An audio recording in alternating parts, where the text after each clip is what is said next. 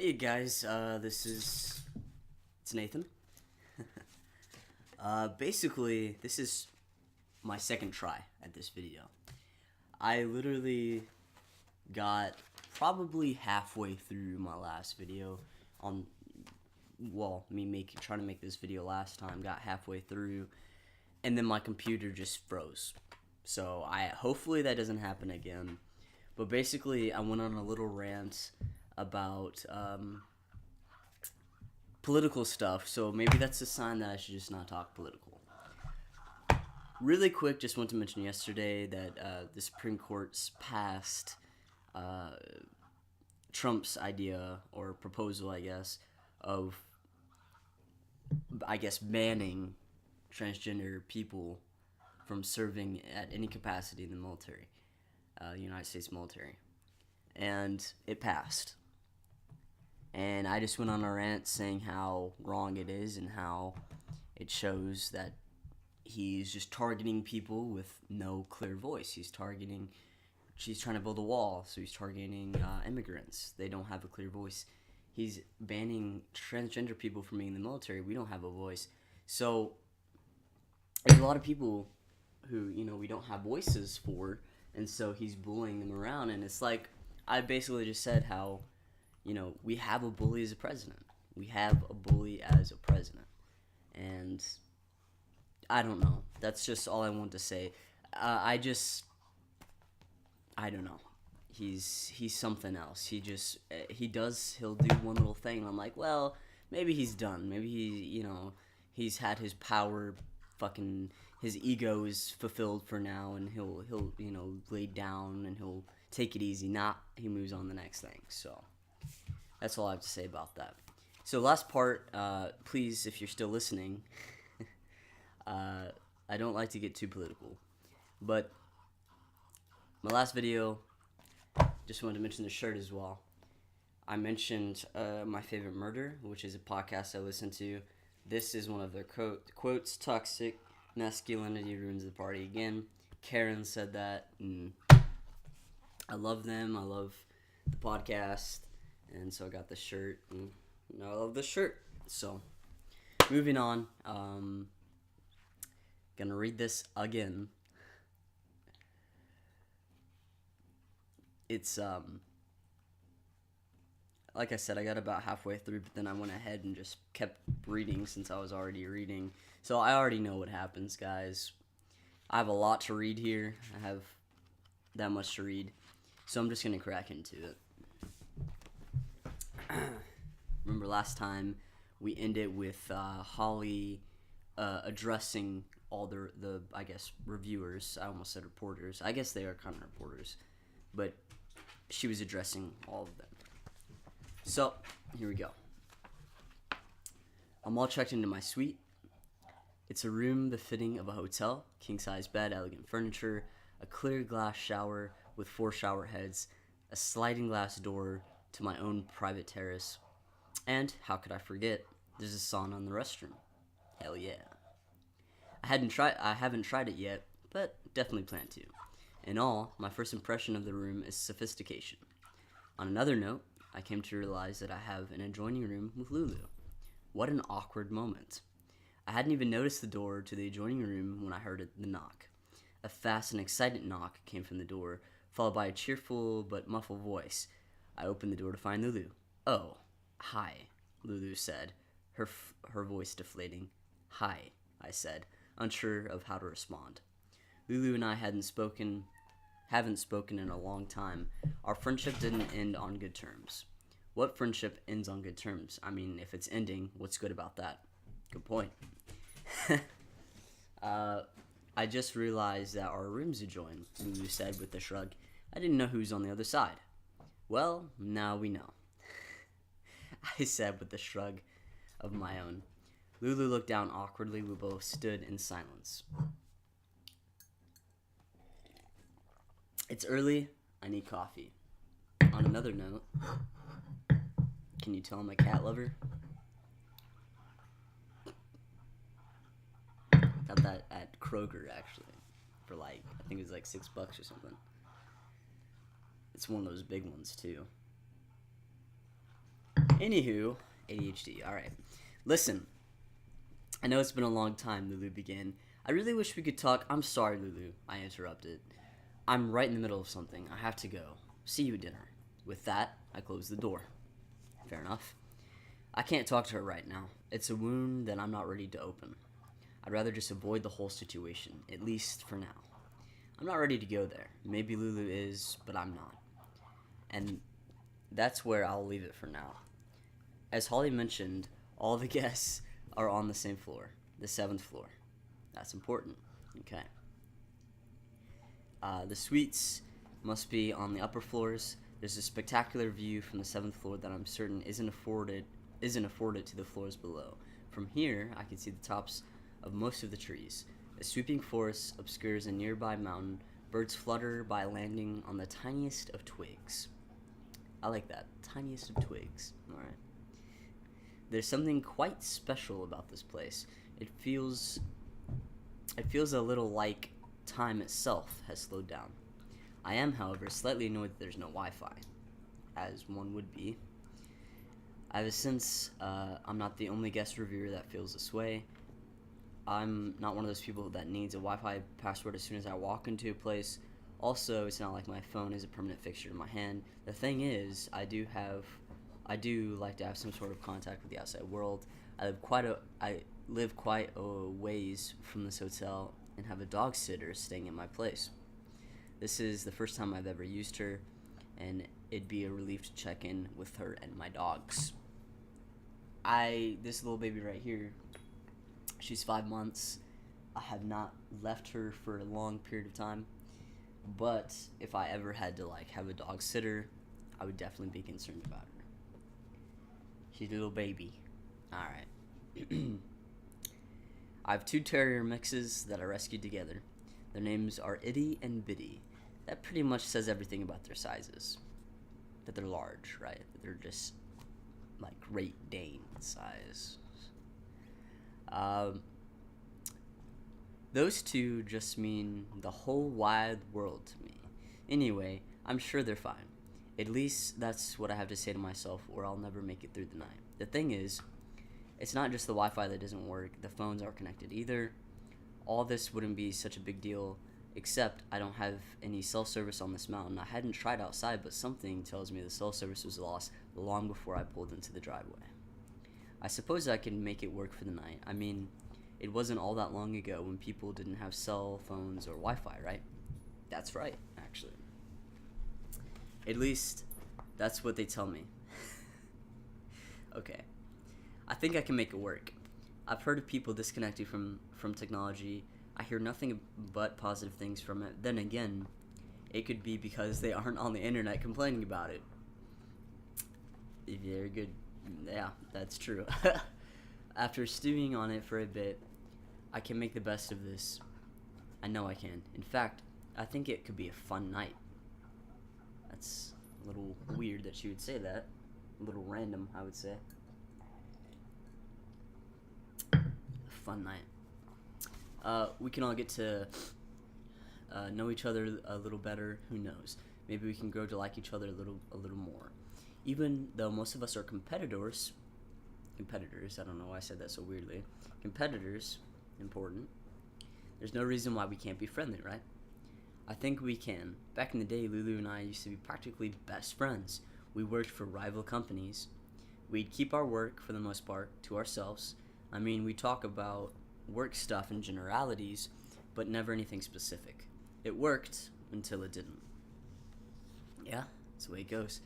I'm determined to make the best of the Wi-Fi, phones, and cell service situation, and I have no intention on letting it influence my opinion of the hotel.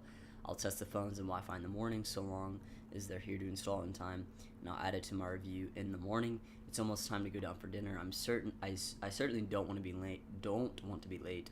Holly was rather precise about the time for dinner. As it is, she's a little on the prim side of things and strikes me as the type to take schedule variances as an insult. I wouldn't want to upset the host. Let me just note that, yes, she's the host. Yes, she owns the hotel. But she invited you guys, the reviewers, to do you a favor, basically. Hey, come review my hotel.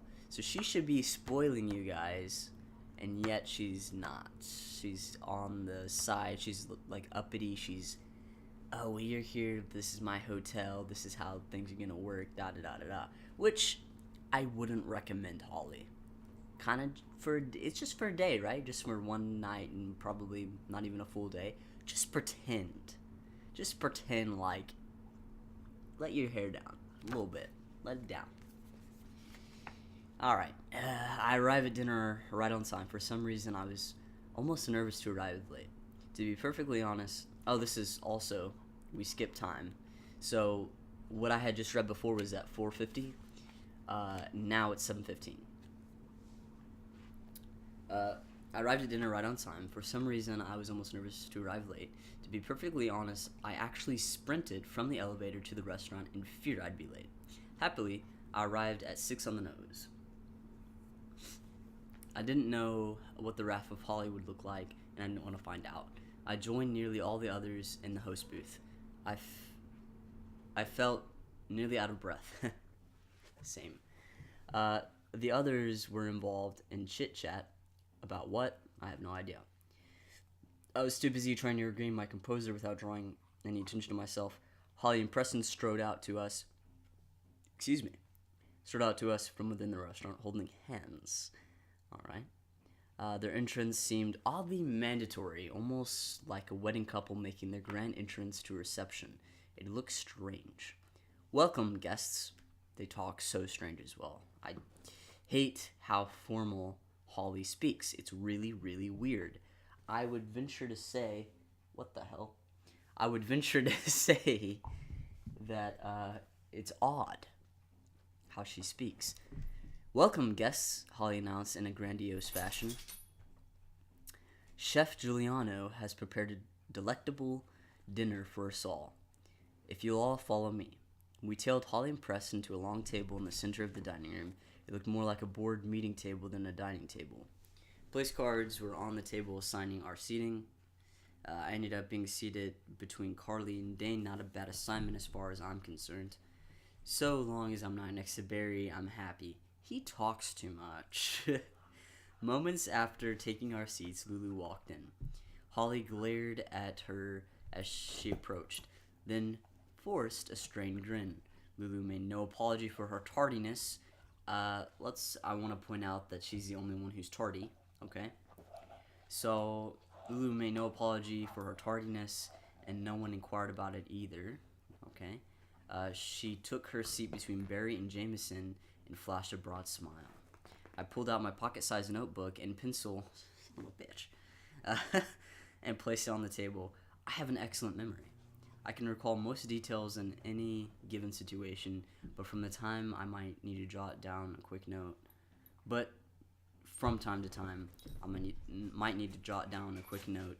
or something to look into later. A little red pencil? Barry half smiled. How quaint. I thought grown-ups used pens. I prefer a pencil. That way I can erase a mistake. I shrugged. You have to let me know what that's like someday. Making a mistake, he laughed. He's my spirit animal. I swear, this is me on steroids. Okay.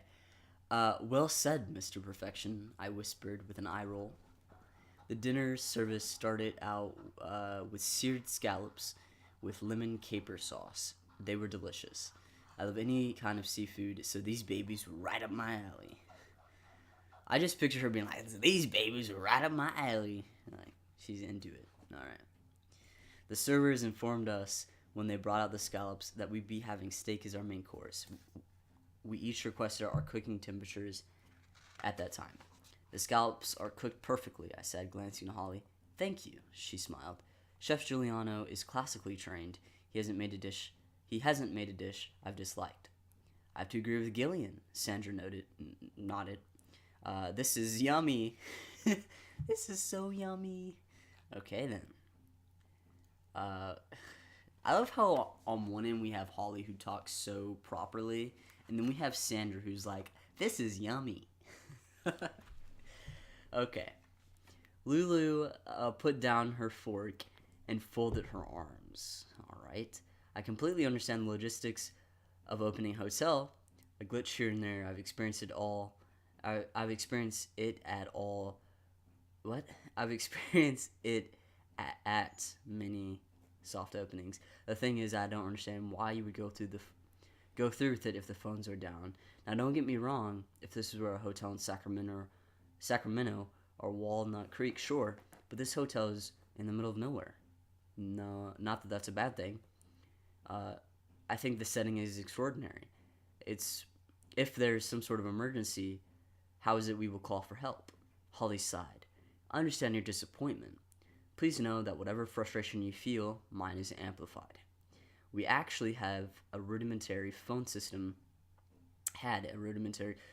installed, but when we started to lay the lines for the real system, they mistakenly cut the old line.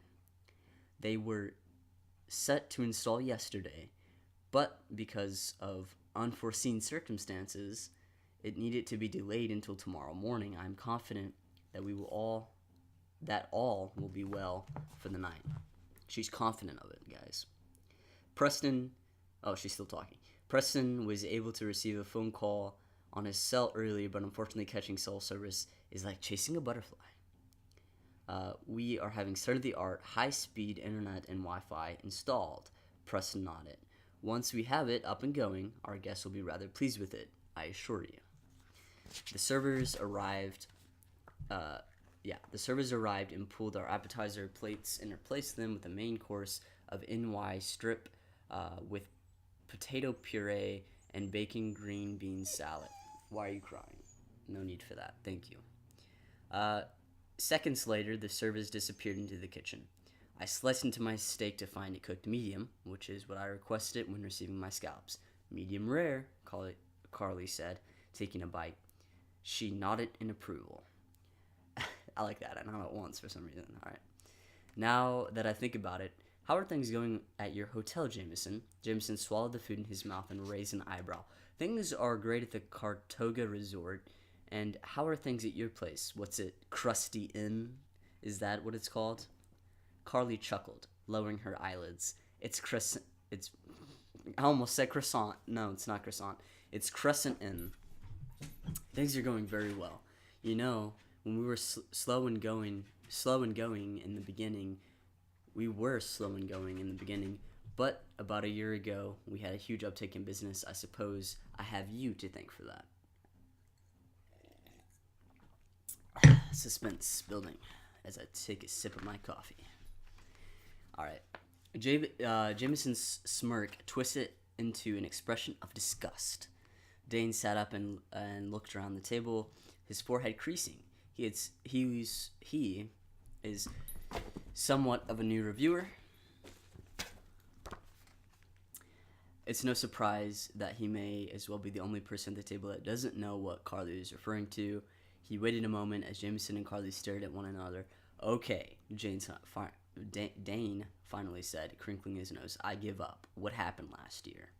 Nothing, Jameson said, taking a bite of his green beans. Hardly nothing. Carly's mouth curved into a smile. She sipped her wine, then shifted her stare from Jameson to Dane.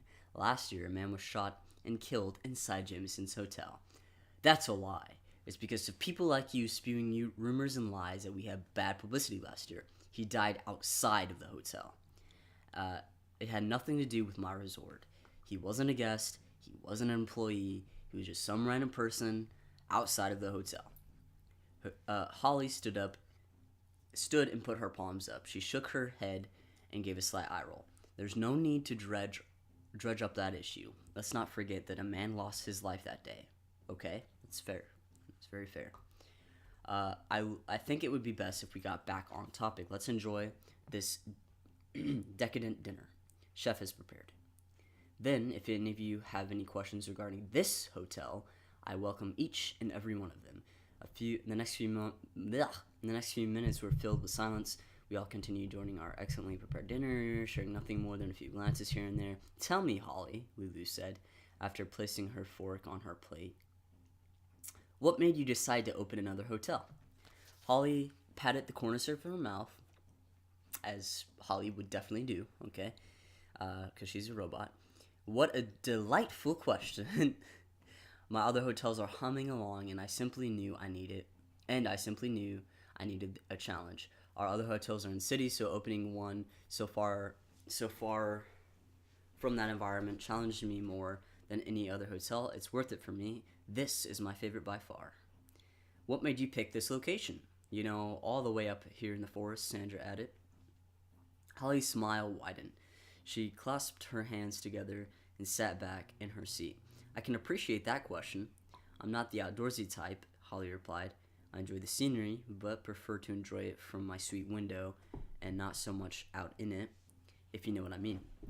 I detest the dirt, the bugs, and the cold in the winter months. That is exactly why this resort is a great idea. The adventurers can hike, swim, bicycle, ski, and what have you, while the indoorsy type can stay inside the hotel and be pampered in the spa, enjoy a decadent meal. They keep using the word decadent, and they need to switch it up, but okay. The writers of this book, they need to find a new fucking word.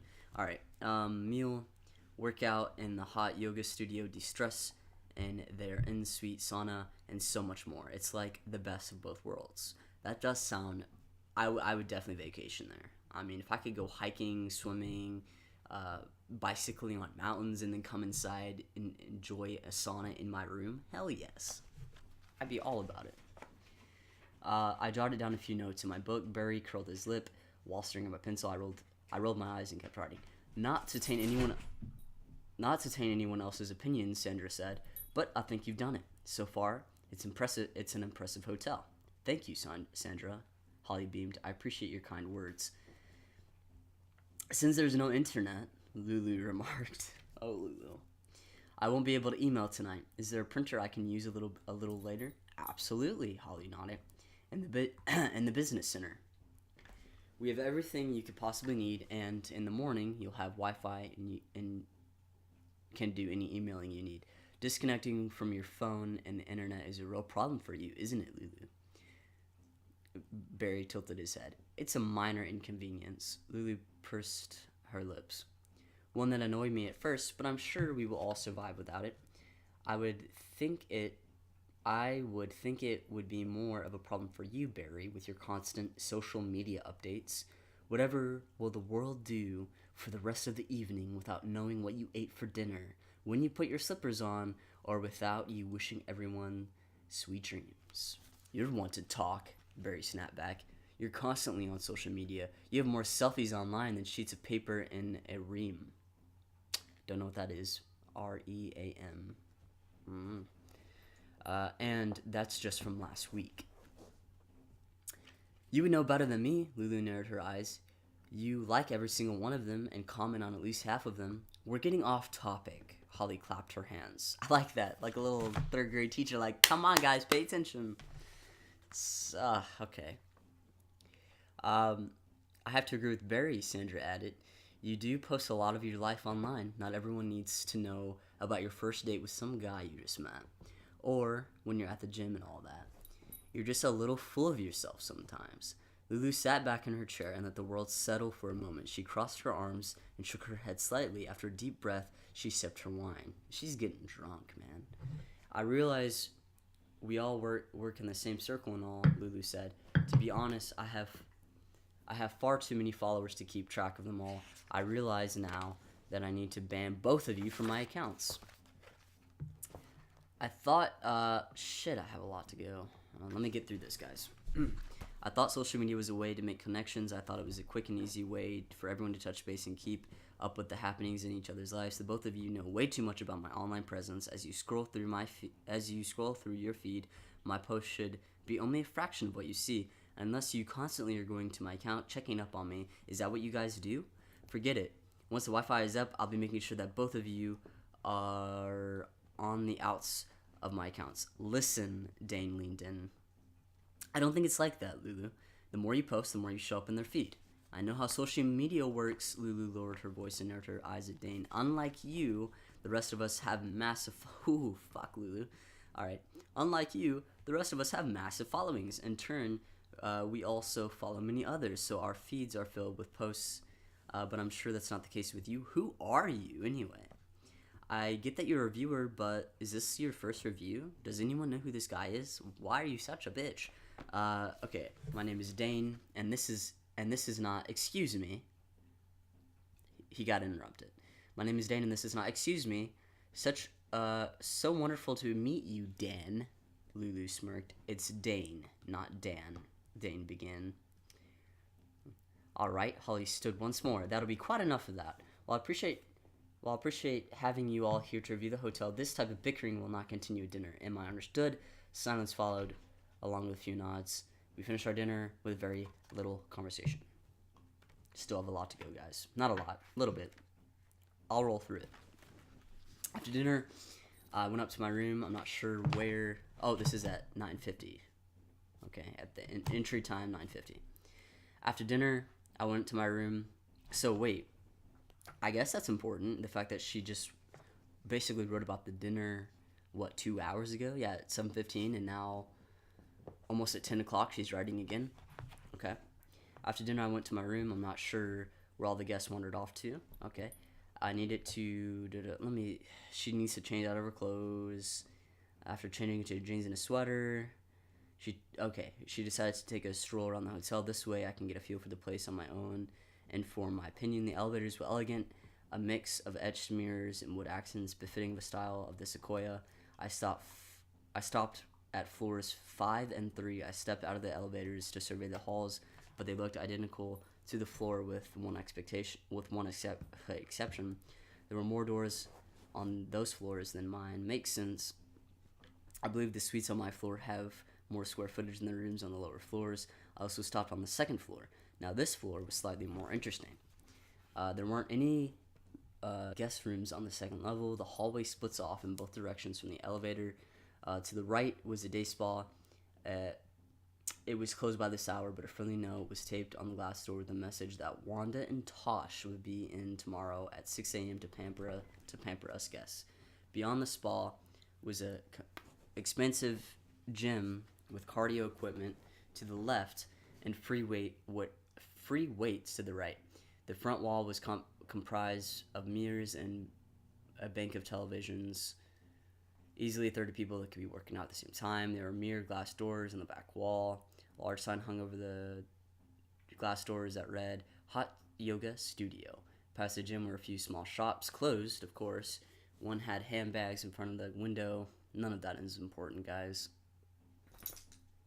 When I finally reached the end, I turned back. I headed back towards the elevator and made my way beyond to see where the other side of the hall led to. I passed Delgado's, where we ate dinner. Stop bugging my cat. Okay. Jesus. Dude, get down if you're gonna be like that.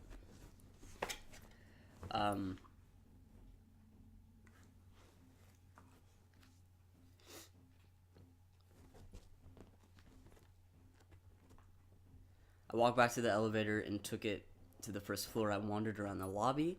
It was just as exquisite as the first time I saw it. None of the other guests were in sight. After taking my time exploring the check-in area, the lobby, reception hall, business center, and the various other features on the first floor, I decided to head back up to my room. I figured it was about time for me to get started on my review and try out that sauna in my room. Hell yes! I would have been doing that like ASAP. I took the elevator back to the 7th floor, still without running into assault in this giant hotel. As I disembarked from the elevator, the hallway was vacant. I was beginning to feel as if everyone had left the hotel and forgot to tell me. Despite the eerie feeling of being all alone in this hotel, I strolled towards my suite. As I went to swipe my key, I noticed the next door down was slightly open. Here we go, guys. Here we go. I held on to my key for a moment and looked at the open door and then back at my door, wondering if I should go check it out or mind my own business. I stood there for about 30 seconds. 30, that's a long time. Trying to decide. She's just like, for 30 seconds. All right. After all, the open door was to Lulu's room. The one who's being bitchy at dinner.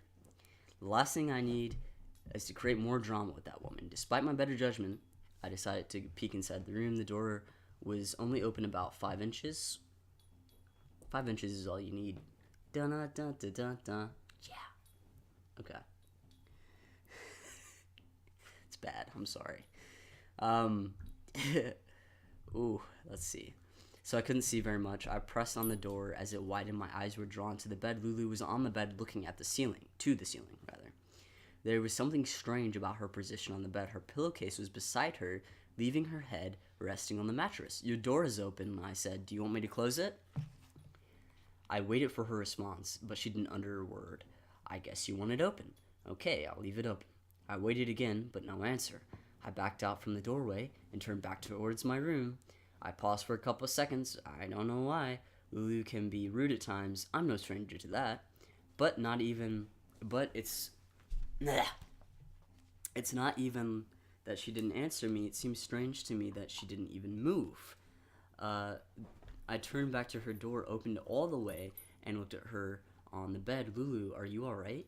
No answer. I tiptoed toward her to see if she was okay. I can't remember if I called her name again. I think I might have, but I don't remember doing it. I leaned in and shook her shoulders, but there was no response. As my eyes scanned her face, I noticed she was bleeding from the left side of her head.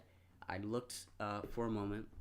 I thought for a moment that she might have fallen and hit her head on something, but then when I saw the blood on the pillow, which again was next to her, that's important that the pillow was next to her. I'm assuming on her left side, and she had blood on the left side of her pillow. Okay.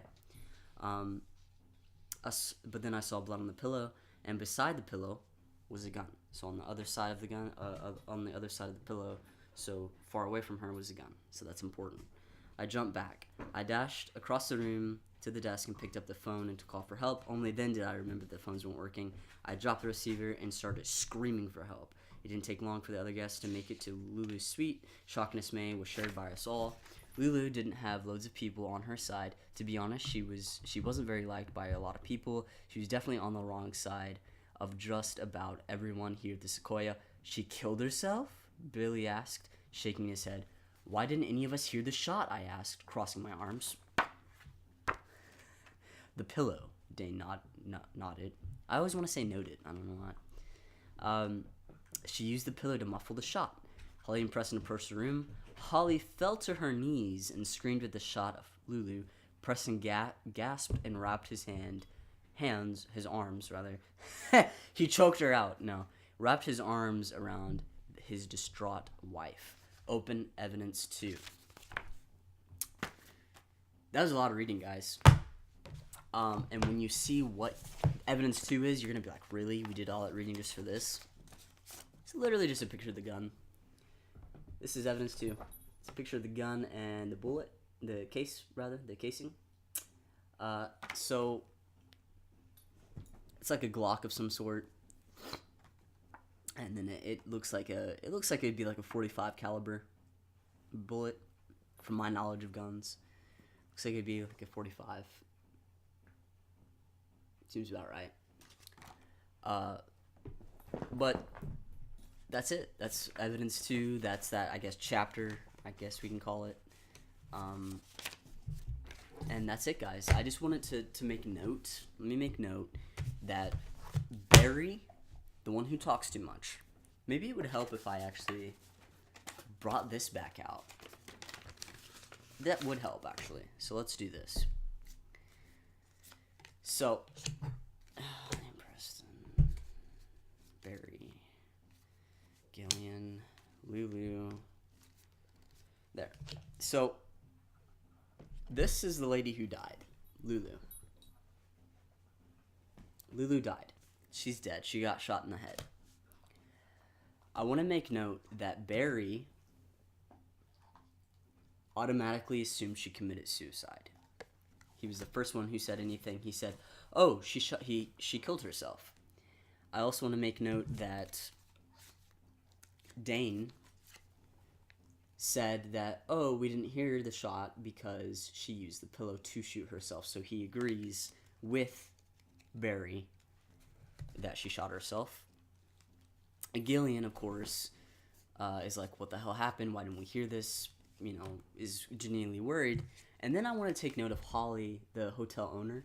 I want to take note of her reaction. Her reaction was the most extreme. She literally fell to her knees, and what did she say? I already forgot. She fell to her knees. Oh yeah, she just screamed. So she fell to her knees, she screamed, and then Preston, her husband, comforted her. That's the reaction. No one else reacted. I think they said everyone. Yeah. Didn't take long for other guests to make it to Lulu's suite, and then it says the shock and dismay was shared by us all. So I'm assuming everyone was there, but let's see. We didn't hear from Carly. We didn't hear from Sandra. We didn't hear from Jameson. We just heard from Dane, Barry. We heard Holly scream, and we heard from Gillian. That's it. So why were the other guests so quiet? Why was Holly's reaction so extreme? I mean, I guess it wasn't extreme. It was just the most, I guess, animated. All these questions: who brought a gun? Who had a gun? Who would bring a gun? You know, who obviously Lulu was not liked by anybody, basically. Any reviewers in the hotel. She got an argument with Dane at dinner. She also had some bad blood with Barry because Barry's her ex. And then, of course, Gillian, our main author, our main character, she had bad blood with Lulu because Lulu stole her idea for a story or something. So she's got a lot of bad blood with a lot of people. So a lot of people have motive to kill Lulu. The only person who wouldn't really have, in my mind, motive would be probably. I'm sure that each one of those reviewers were brought there by Holly for a specific reason. So unless Holly knew her in some way and had bad blood, maybe Holly. My mind is going towards Holly. Holly's acting really weird. She's acting really robotic. She's acting very proper. And then, of course, she had the most extreme reaction. To me, over dramatic. She's on her knees screaming, really? I mean, it's a dead body. I would just be like, I'd be shocked, probably. If I saw a dead body, I'm not going to be falling on my knees screaming. I'm going to be like, oh my God, like, what the hell? But I'm not going to be doing all of that. Her reaction to me seems funny. The way she's been talking and acting in general has been funny. My eyes right now are on Holly. But also, Dane is so... He is new. He's a new reviewer. So my eyes also go to Dane because we don't know a lot about Dane. No one knows a lot about Dane. So, of course, Dane. Barry seems too obvious. Barry, he's talking. He's a talker, rather. He's outgoing. He seems like he wouldn't have done this to me. I don't know. That's all the information I have so far. Make your own conclusions. Of course, there are 8 evidence envelopes, so that means there's gonna be 6 more videos, and then I'm not going to, because the company explicitly said please don't ruin it, so I'm not gonna tell you the answer, but I'm gonna come up with my own answer myself and let you all come up with your own answer as well. But I'm unfortunately not going to share the answer with you. If you want that, you're going to have to buy it yourself. So yeah. My pets say thank you for watching the video. There you are. Look at that. Skylar and Zoe. They say thank you for watching the video. I say thank you for watching the video. Like, comment, subscribe, and I'll see you in the next one. Bye-bye.